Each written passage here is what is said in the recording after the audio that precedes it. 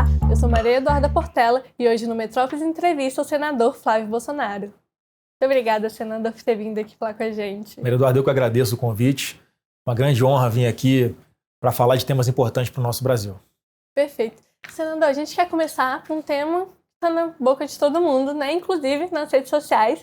É um tema que está sendo muito bombardeado de informações de diversos lados, né? Que é a PEC número 3 de 2022, que trata sobre as áreas de marinha, né? Que são atualmente da União.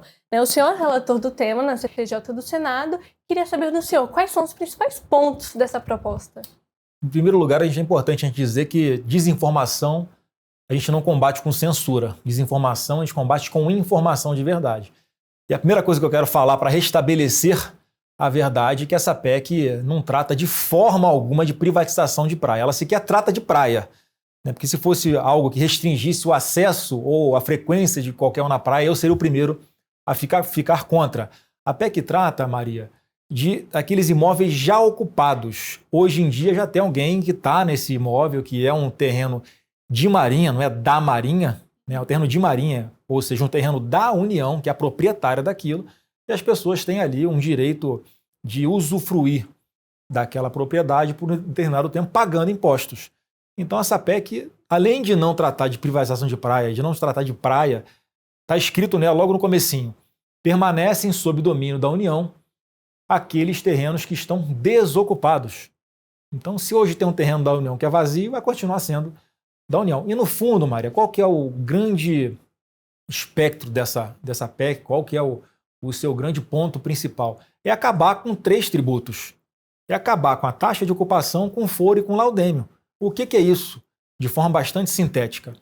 Você que está nos assistindo, você concorda que um imóvel como esse tem que pagar aluguel para o governo federal todo ano? Sim, esse é o foro.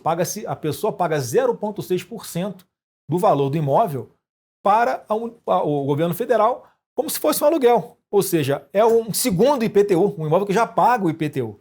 Ou então, para você transmitir o domínio dessa propriedade, já que você não pode transferir a propriedade, transferir o domínio dessa propriedade para uma outra pessoa, você tem que pagar uma taxa de 5% do valor desse imóvel para o governo federal te autorizar a fazer.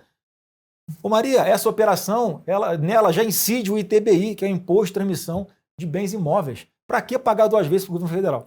Então, assim, esse é o principal escopo. É óbvio que o governo está contra porque acredita que vai perder a arrecadação, mas eu posso explicar com bastante tranquilidade que o governo aumentaria a arrecadação, porque parte dessas transferências vai ser gratuita para quilombolas, para populações ribeirinhas, ou, como está no texto da PEC, para aquelas habitações de interesse social. Ou ela vai ser onerosa, que são todos os outros casos. E aí tem um potencial gigantesco de arrecadação que podia ser revertido para preservação do meio ambiente, inclusive. Certo. Senador, também outro tema da proposta fala sobre a inscrição dos proprietários no sistema do governo federal. No entanto, atualmente o senhor falou também na casa dos 1.000, né, de imóveis inscritos. No entanto, o IBGE apontou que teria mais de 1 milhão de imóveis nessas áreas de marinha, que, como o senhor mesmo falou, não são da Marinha, são da União, né? Então, a possibilidade de ter uma questão da grilagem de terras de muitas pessoas que não estão inscritas, e também tem um limite, né, de 5 anos de inscrição no sistema do governo federal, há a possibilidade de grilagem de terra dessas áreas de marinha para poder ter a posse dessas áreas que são, claro, são muito vantajosas, áreas perto da costa brasileira. Essa possibilidade? Eu acho que não tem essa possibilidade. Está escrito também no texto da PEC que aqueles imóveis que já estão inscritos na Secretaria do Patrimônio da União, que é a SPU, o órgão do governo federal, que faz ali o controle dessas áreas. Então, a parte grande desses imóveis, não são 1.000, são bem, eu não sei quantos são de cabeça, mas são milhares de imóveis, já estão ali inscritos na SPU. E tem uma parte que não está inscrita na SPU, mas que é ocupada hoje em dia de boa fé. Então, a PEC estabelece lá que essas áreas, como você está se referindo, né, que não estão ocupadas, a partir da entrada em vigor dessa PEC, vamos supor, a PEC entrou em vigor hoje. Essas pessoas tinham que estar ocupando essa terra há 5 anos, pelo menos, e de boa fé, comprovada. Então, eu não vejo risco de grilagem, a não ser que essa PEC demore 10 anos até que ela seja aprovada e entre em vigor, e as pessoas já de hoje comecem a ocupar esse território. Mas não acredito nisso, e mais uma vez, a gente está falando de imóveis já ocupados, que vão ter segurança jurídica, para que não precise mais pagar aluguel para o governo federal, e com isso elas possam dispor desse bem. Eu vou te dar um exemplo, né? Eu falei de cessão onerosa e de cessão gratuita.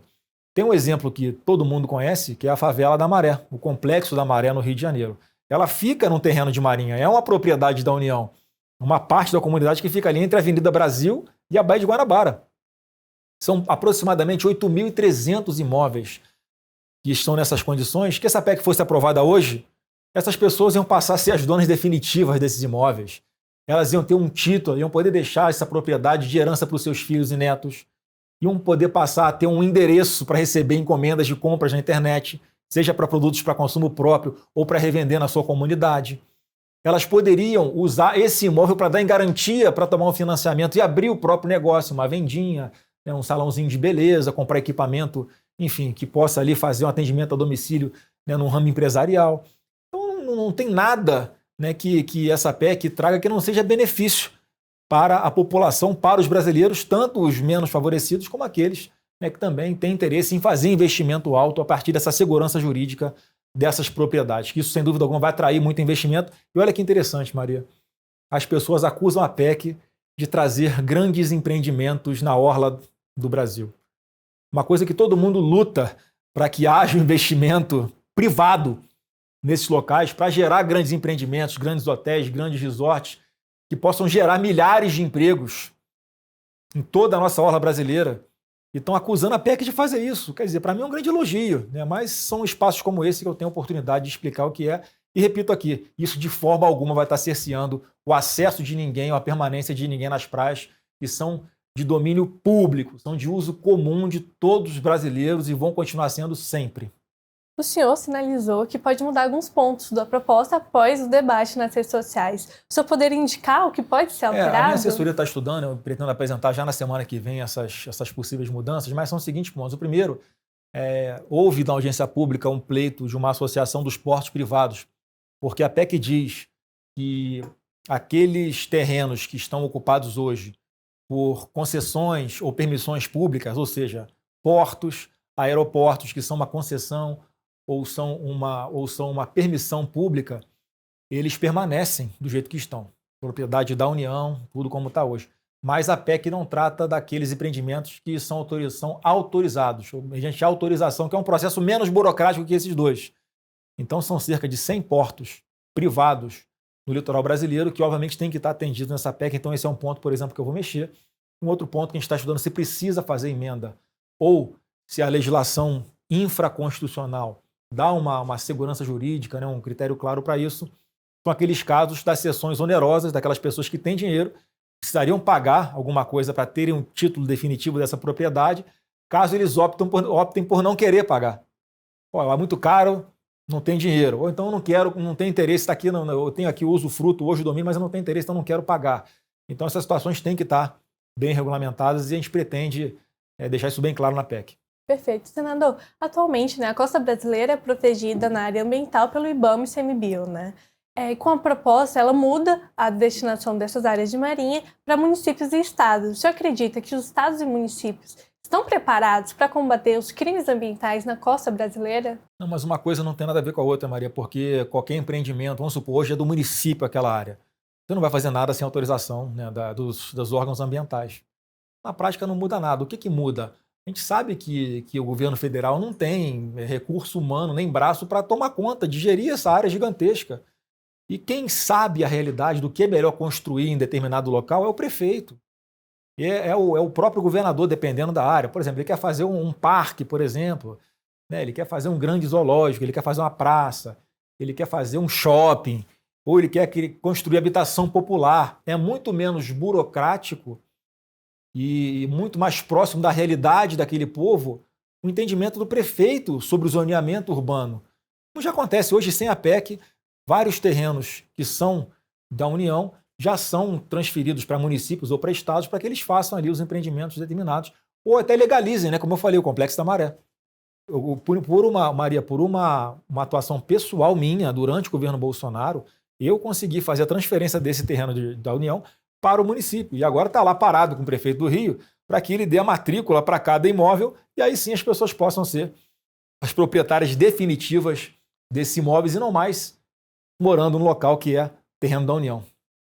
E ampliando o assunto, né? O senhor, como líder, né, da oposição no Congresso, teve grandes vitórias agora na última sessão do Congresso Nacional. E quais são os próximos passos da oposição no Congresso para as votações do presidente, que são importantes para a população e também para o governo federal? Olha, Maria, foi realmente uma grande articulação da oposição. Eu fico muito grato de ter participado diretamente disso. Houve uma grande mobilização de frentes parlamentares importantes que estiveram unidas em votações ali, como a da agropecuária, da segurança pública e a evangélica, e mostrou que esse Congresso estava pronto para o presidente Jair Bolsonaro, né? Ia ser muito mais fácil o presidente Bolsonaro governar com um Congresso tão qualificado como esse. Enfim, mas as nossas pautas ali vão continuar sendo aquelas mesmas de sempre. A gente tem que trabalhar pela redução de carga tributária, um ponto importante que nós vamos enfrentar agora é a regulamentação da reforma tributária, que nós já alertamos lá atrás, vai trazer um aumento absurdo de impostos no nosso Brasil. Isso vai dificultar a geração de empregos, isso vai aumentar a sonegação fiscal, porque ninguém aguenta mais pagar imposto nesse país. Eu acho que esse vai ser um ponto importante que nós vamos batalhar sempre para a redução da carga tributária, como vai estar na votação, né, daqui a pouquinho no Congresso, para tratar da taxação das compras internacionais pela internet. Nós vamos lá botar contra essa taxação, porque a gente acredita que o caminho não é taxar o produto que vem de fora, e sim reduzir toda a carga tributária e toda a burocracia que existe para as empresas brasileiras. Essas é que têm que ser beneficiadas. E nesse jeito, a gente beneficiando as brasileiras e não prejudicando as estrangeiras, o maior vitorioso, sem dúvida alguma, é o comprador, é o povo brasileiro, que vai ter produtos mais baratos à sua disposição. Senador, e o presidente Lula, ele teve queda, né, na popularidade em recentes pesquisas. No entanto, também teve um aumento do PIB trimestral que saiu recentemente. Como que o senhor avalia esse momento político entre popularidade e o PIB? É porque o PIB aumenta, a arrecadação aumenta à base de aumento de imposto. Ele estupra o povo brasileiro, mete a mão no bolso do contribuinte e aumenta a arrecadação. Ele aumenta o PIB e o povo está ali sufocado, desesperado, não aguenta mais pagar imposto. Então, óbvio que a popularidade dele vai cair. E toda essa bagunça, essa desorganização do governo Lula gera uma incerteza no mercado. Quando eu falo mercado, são aquelas pessoas que vão investir aqui no Brasil e, por consequência, é a partir desse investimento, desse aporte privado, é que há geração de emprego. Se você não tem as pessoas, está todo mundo de freio de mão puxado. Eu vou esperar ver o que vai acontecer, porque esse governo está muito esquisito, está esquizofrênico, né? Fala uma coisa, faz outra, não cumpre promessa de campanha, não tem mais teto fiscal, bagunçou as contas públicas. Eu não vou botar meu dinheiro agora aqui no Brasil, não, vou esperar um pouquinho. É o que está acontecendo. A consequência, não há geração de emprego, não há um aumento ali espontâneo da arrecadação por causa do aumento da atividade econômica, não há aumento da arrecadação por causa do aumento de imposto, criação de novos impostos. E isso a gente já sabe qual é o final do filme. O final do filme é o Brasil quebrando, né, e as pessoas mais pobres sofrendo com o aumento de inflação. Certo, senador. Gostaria muito de agradecer a sua participação aqui no Metrópolis Entrevista. Maria, eu que agradeço a oportunidade, uma grande honra estar aqui batendo um papo com você aqui no Metrópolis. Eu espero que tenha sido esclarecedor para quem nos acompanha. Perfeito. Eu sou Maria Eduarda Portela e esse foi mais um Metrópolis Entrevista.